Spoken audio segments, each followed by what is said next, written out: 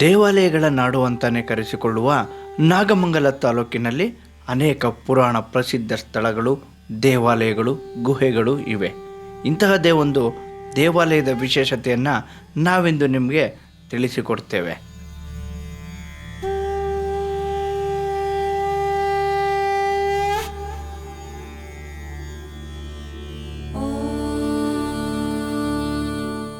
ನಾವೀಗ ಹೇಳಕೊರಟಿರೋ ದೇವಾಲಯ ಇದೆ. ಆಲ್ತಿ ಮಲ್ಲಿಕಾರ್ಜುನ ಸ್ವಾಮಿ ದೇವಾಲಯ. ಇತಿಹಾಸ ಹಾಗೂ ಪುರಾಣ ಪ್ರಸಿದ್ಧಿಯನ್ನು ಈ ದೇವಾಲಯ ಹೊಂದಿದೆ. ಈ ದೇವಾಲಯ ಕಿರಿದಾದ ದಾರಿಗಳು, ಬೆಟ್ಟ ಗುಡ್ಡಗಳು, ಕಲ್ಯಾಣಿಗಳು, ಗುಹೆ ಎಲ್ಲವೂ ಇದೆ ಈ ಬೆಟ್ಟದಲ್ಲಿ. ಆಲ್ತಿ ಮಲ್ಲೇಶ್ವರ ಸ್ವಾಮಿ ದೇವಾಲಯ ಗುಹಾಂತರ ದೇವಾಲಯವಾಗಿದೆ. ಇಲ್ಲಿನ ಜನರು ಹಾಗೂ ಅರ್ಚಕರು ಹೇಳುವ ಪ್ರಕಾರ ಇಲ್ಲಿ ಪರಶುರಾಮರು, ಪಾಂಡವರು ನೆಲೆಸಿದ್ರು ಎನ್ನಲಾಗಿದೆ. ಇದಕ್ಕೆ ಸಾಕ್ಷಿ ಇಲ್ಲಿನ ದೇವಾಲಯ, ಕಲ್ಯಾಣಿ, ಶಿವಲಿಂಗ.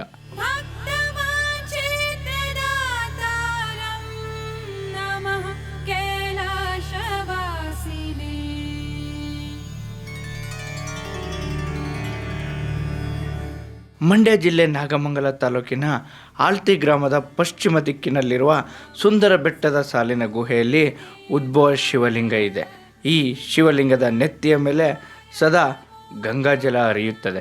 ಬೇಸಿಗೆ, ಮಳೆಗಾಲ, ಚಳಿಗಾಲ ಎಲ್ಲ ಸಂದರ್ಭದಲ್ಲೂ ಪವಿತ್ರವಾದ ಗಂಗಾಜಲ ಇಲ್ಲಿ ಹರಿಯುತ್ತೆ. ಈ ಪವಿತ್ರ ಗಂಗಾಜಲವನ್ನು ಮುಟ್ಟಿದ್ರೆ ಸಾಕು, ಜನ್ಮ ಜನ್ಮದ ಪಾಪಕರ್ಮಗಳು ನಿವಾರಣೆಯಾಗುತ್ತಂತೆ.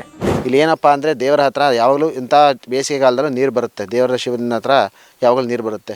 ಆ ನೀರನ್ನು ಮುಟ್ಟಿದ್ರೆ ಎಂಥ ಪಾಪಕರ್ಮಗಳು, ಏನೇ ದೋಷಗಳಿದ್ರು ಇಲ್ಲಿ ನಿವಾರಣೆ ಆಗುತ್ತಿರೋದು ಇನ್ನು ಸ್ಥಳ ಪುರಾಣ ವಿಶೇಷ. ಇಲ್ಲಿ ಶಿವರಾತ್ರಿ ದಿನ ಪೂರ ನೈಟ್ ಇಲ್ಲಿ ಜಾಗರಣೆ, ಎಲ್ಲ ಅಭಿಷೇಕ ಪೂಜೆ ಎಲ್ಲ ಜನಗಳೆಲ್ಲ ಬರ್ತಾರೆ. ನೈಟ್ ಎಲ್ಲ ಪೂರ್ಣ ಇಲ್ಲಿ ಅಭಿಷೇಕ ಪೂಜೆ ಎಲ್ಲ ಜಾಗರಣೆ ಎಲ್ಲ ನಡೆಯುತ್ತೆ. ಪರಶುರಾಮರು ತನ್ನ ತಂದೆ ಜಮದಗ್ನಿಯ ಆಜ್ಞೆಯಂತೆ ತನ್ನ ತಾಯಿ ರೇಣುಕಾದೇವಿ ತಲೆ ಕತ್ತರಿಸಿದ ಬಳಿಕ ಮಾತೃಹತ್ಯೆ ಪಾಪದ ನಿವಾರಣೆಗಾಗಿ ಹಲವಾರು ತೀರ್ಥ ಕ್ಷೇತ್ರಗಳ ದರ್ಶನ ಮಾಡಿ ಅಂತಿಮವಾಗಿ ಈ ಕ್ಷೇತ್ರಕ್ಕೆ ಅರಸಿ ಬಂದರು ಎನ್ನಲಾಗಿದೆ. ಇದು ಆಲತಿ ಮಲ್ಲಿಕಾರ್ಜುನ ಕ್ಷೇತ್ರ ಅಂತ.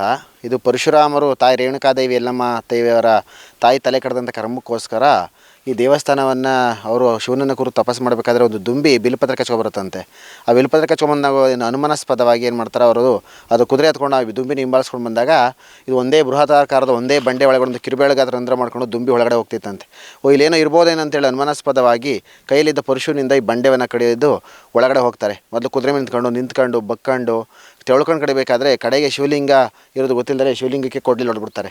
ಆ ಕೊಡ್ಲಿ ಹೊಡೆದಾಗ ಆ ಶಿವಲಿಂಗದಿಂದ ಕೊಡ್ಲಿ ಹೊಡೆದಾಗ ರಕ್ತ ಬರುತ್ತೆ. ಆ ರಕ್ತ ಬಂದಾಗ ಅಲ್ಲಿ ಶಿವ ಪ್ರತ್ಯಕ್ಷ ಆಗಿ ಇಲ್ಲಿಗೆ ನಿನ್ನ ತಾಯಿ ತಲೆ ಕಡ್ದಂಥ ಕರ್ಮ ಇಲ್ಲಿಗೆ ಕಳೀತು ಅಂತ ಹೇಳಿ ಆ ರಕ್ತ ಹಾಲಾಗಿ ಪರಿವರ್ತನೆಯಾಗಿ ಹಾಲಾಗಿ ಎರಿಯುತ್ತಂತೆ. ಅದಕ್ಕೆ ಆಲತಿ ಮಲ್ಲಿಕಾರ್ಜುನ, ಆಲತಿ ಮಲ್ಲೇಶ್ವರ ಅಂತ ಇಲ್ಲಿ ನೇಮ ಮಾಡಿದ್ದಾರೆ. ಇಲ್ಲಿ ಸುರಂಗ ಮಾರ್ಗ ಇದೆ. ಮೇಲ್ಕೋಟೆ ನಂಜನಗೂಡು ಸಿದ್ಧಗಂಗೆ ಶಿವಗಂಗೆಗೆ ಸುರಂಗ ಮಾರ್ಗ ಇದೆ. ಆ ಮುಖಾಂತರವಾಗಿ ಹೋದರು ಅಂತ ಹೇಳ್ತಾರೆ. ಹೀಗೆ ಇಲ್ಲಿಗೆ ಬಂದ ಪರಶುರಾಮರು ತಪಸ್ಸು ಮಾಡುವ ವೇಳೆ ದುಂಬಿಯೊಂದು ಬಿಲ್ಪತ್ರೆ ತೆಗೆದುಕೊಂಡು ಹೋಗುವುದನ್ನು ಪರಶುರಾಮರು ನೋಡುತ್ತಾರೆ. ಅಲ್ಲದೆ ಗುಹೆಯಿಂದ ಓಂ ನಮಃ ಶಿವಾಯ ಎಂಬ ಅಶೀರವಾಣಿ ಕೇಳಿ ದುಂಬಿಯನ್ನು ಹಿಂಬಾಲಿಸುತ್ತಾರೆ. ಹೀಗೆ ಬೃಹದಾಕಾರದ ಬಂಡೆ ಮಧ್ಯೆ ಹೋಗುವಾಗ ಪರಶುರಾಮರು ತಮ್ಮ ಕೊಡಲಿಯಿಂದ ಬಂಡೆಯನ್ನು ಕೊಚ್ಚಿಕೊಂಡು ಹೋಗುತ್ತಾರೆ. ಹೀಗೆ ಮುಂದೆ ಸಾಗುತ್ತಾ ಹೋದಾಗ ಪರಶುರಾಮರ ಕೊಡಲಿ ಏಟು ಶಿವಲಿಂಗಕ್ಕೆ ಬಿದ್ದು ಶಿವಲಿಂಗದಿಂದ ರಕ್ತ ಸೋರುತ್ತದೆ. ಈ ರಕ್ತವು ಹಾಲಾಗಿ ಹರಿದ ಪರಿಣಾಮ ಈ ಬೆಟ್ಟಕ್ಕೆ ಆಲ್ತಿ ಬೆಟ್ಟ ಎಂದು ಕರೆಯಲಾಗುತ್ತದೆ. ಪರಶುರಾಮರು ದರ್ಶನ ಮಾಡಿದ 101ನೇ ಲಿಂಗ ಇದು ಎಂದು ಹೇಳಲಾಗಿದೆ. ಈ ಕ್ಷೇತ್ರದಲ್ಲೇ ಪರಶುರಾಮರು ಮಾತೃಹತ್ಯೆ ನಿವಾರಣೆಯಾಯಿತಂತೆ. ಈ ಕಿರಿದಾದ ಗುಹೆಯಿಂದ ಮೇಲುಕೋಟೆ ಹಾಗೂ ಶಿವಗಂಗೆಗೆ ಸುರಂಗ ಮಾರ್ಗ ಕೂಡ ಇದೆ.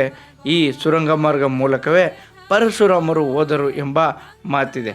ಅಲ್ಲದೆ ಪಾಂಡವರು ತಮ್ಮ ವನವಾಸದ ವೇಳೆ ಈ ಬೆಟ್ಟದಲ್ಲಿ ನೆಲೆಸಿದ್ರು ಎಂದು ಕೂಡ ಹೇಳಲಾಗುತ್ತೆ. ಇನ್ನು ಆಲ್ತಿ ಮಲ್ಲೇಶ್ವರ ಬೆಟ್ಟದ ಕೆಳಭಾಗದಲ್ಲಿ ಶ್ರೀ ಮಲ್ಲಿಕಾರ್ಜುನ ಸ್ವಾಮಿ ದೇವಾಲಯವಿದೆ.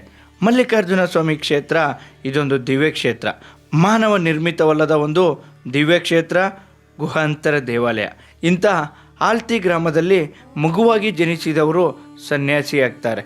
ನಂತರ ಅವರು ಉತ್ತರ ಪ್ರದೇಶಕ್ಕೂ ಸಹ ಹೋಗ್ತಾರೆ. ಅಲ್ಲಿ ಇದ್ದರೂ ಕೂಡ ಈ ಕ್ಷೇತ್ರದಲ್ಲಿ ಮಲಗಿದ ಹಾಗೆ ಅವರಿಗೆ ಭಾಸವಾಗುತ್ತದೆ. ಆಗ ಇಲ್ಲಿಗೆ ಬರುವ ಅವರು ಒಂದು ಸಣ್ಣ ಗುಡಿಸಲನ್ನು ಹಾಕಿಕೊಂಡು ಆಶ್ರಮ ಪ್ರಾರಂಭ ಮಾಡ್ತಾರೆ. ಅವರ ತಪಸ್ಸಿನ ಫಲವಾಗಿ ಪರಮ ಪೂಜ್ಯ ಬಾಲಗಂಗಾಧರನಾಥ ಸ್ವಾಮಿಗಳ ದಿವ್ಯ ದೃಷ್ಟಿ ಈ ಕ್ಷೇತ್ರದ ಮೇಲೆ ಬೀಳುತ್ತದೆ. ಅಲ್ಲಿಂದ ಅಮರಾನಂದ ಪರಮಹಂಸ ಮಹಾಸ್ವಾಮಿಗಳು ಹಾಗೂ ಬಾಲಗಂಗಾಧರನಾಥ ಸ್ವಾಮಿಗಳು ಜೊತೆಯಾಗಿ ಕಾಯಕಲ್ಪ ಕೊಟ್ಟು ಇದನ್ನು ಸ್ವರ್ಗಾಶ್ರಮ ಎಂದು ಸಹ ಕರೆಯುತ್ತಾರೆ. ಅಂದಿನಿಂದ ಇಂದಿನವರೆಗೂ ಇಲ್ಲಿ ಗೀತಾ ಸಪ್ತಾಹ ನಡೆದುಕೊಂಡು ಬರುತ್ತಿದೆ. ಇದು ಹಾಲ್ತಿ ಮಲ್ಲಿಕಾರ್ಜುನ ಸ್ವಾಮಿ ದೇವಾಲಯದ ಇತಿಹಾಸ. ಹಾಲ್ತಿ ಮಲ್ಲಿಕಾರ್ಜುನ ಸ್ವಾಮಿ ಕ್ಷೇತ್ರ ಇದೊಂದು ದಿವ್ಯ ಕ್ಷೇತ್ರ, ಮಾನವ ನಿರ್ಮಿತವಲ್ಲದ ಒಂದು ದಿವ್ಯ ಕ್ಷೇತ್ರ. ಇದು ಗುಹಾಂತರ ದೇವಾಲಯ. 30 ಮೀಟ್ರ್ ಉದ್ದಕ್ಕೂ ಒಂದು ಗುಹೆಯಲ್ಲಿ ಆ ಮಲ್ಲಿಕಾರ್ಜುನ ಸ್ವಾಮಿ ನೆಲೆಗೊಂಡು ನಮ್ಮ ಪ್ರಾಂತ್ಯದ ಎಲ್ಲ ಭಕ್ತರಿಗೆ ಒಂದು ಶುಭವನ್ನು ಆಶೀರ್ವಾದವನ್ನು ಮಾಡ್ತಾ ಬಂದಿರುವಂಥ ಇದೊಂದು ದಿವ್ಯ ಕ್ಷೇತ್ರ. ಈ ಕ್ಷೇತ್ರದಲ್ಲಿ ಪಕ್ಕದಲ್ಲೇ ಇರುವಂಥ ಒಂದು ಹಾಲ್ತಿ ಗ್ರಾಮ. ಈ ಹಾಲ್ತಿ ಗ್ರಾಮದಲ್ಲಿ ಮಗುವಾಗಿ ಹುಟ್ಟಿದ ಒಬ್ಬ ಸನ್ಯಾಸಿ ಆಗ್ತಾರೆ.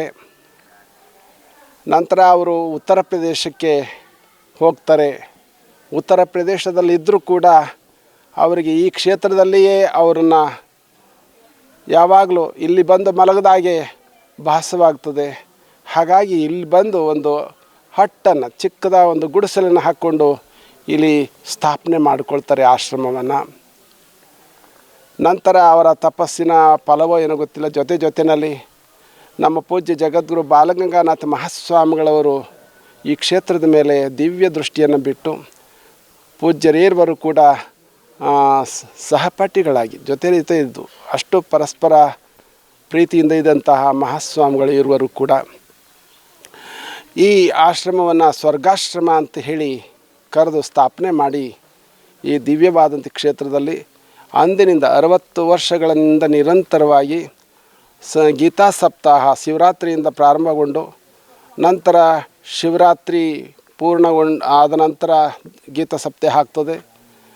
ಆನಂತರ ಗುರುಪೌರ್ಣಮಿ, ಹೀಗೆ ಎಲ್ಲ ಕಾರ್ಯ ಚಟುವಟಿಕೆಗಳನ್ನು ಪೂಜ್ಯರು ಇಟ್ಕೊಂಡು ಆಧ್ಯಾತ್ಮಿಕವಾಗಿ ಮಾತ್ರ ಈ ಕ್ಷೇತ್ರವನ್ನು ಬೆಳೆಸ್ಕೊಂಡು ಬಂದಿದ್ದರು ಅಮರಾನಂದ ಸ್ವಾಮೀಜಿಯವರು.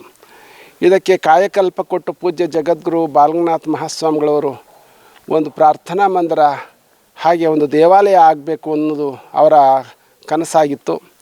ಅದು ಇಂದು ಪೂರ್ಣಗೊಂಡಿದೆ. ಪೂಜ್ಯ ನಿರ್ಮಲಾನಂದನಾಥ ಮಹಾಸ್ವಾಮಿಗಳವರ ಸಾನ್ನಿಧ್ಯದಲ್ಲಿ ಈ ಕಾರ್ಯಕ್ರಮ ಅಂದರೆ ಈ ದೇವಾಲಯ ಪೂರ್ಣಗೊಂಡಿದೆ. ಈಗ 2 ವರ್ಷಗಳು ಈಗಾಗಲೇ ಸಂದಿದ್ದಾವೆ ದೇವಾಲಯ ಪ್ರಾರಂಭ ಆಗಿ.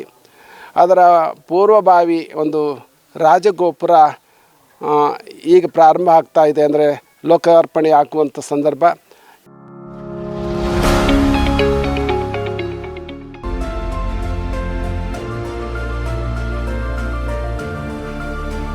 ನೈಜ ಸುದ್ದಿಗಾಗಿ ನೋಡ್ತಾ ಇರಿ ಕನ್ನಡಿಗರ ಪ್ರಜಾನುಡಿ ದಿನಪತ್ರಿಕೆ.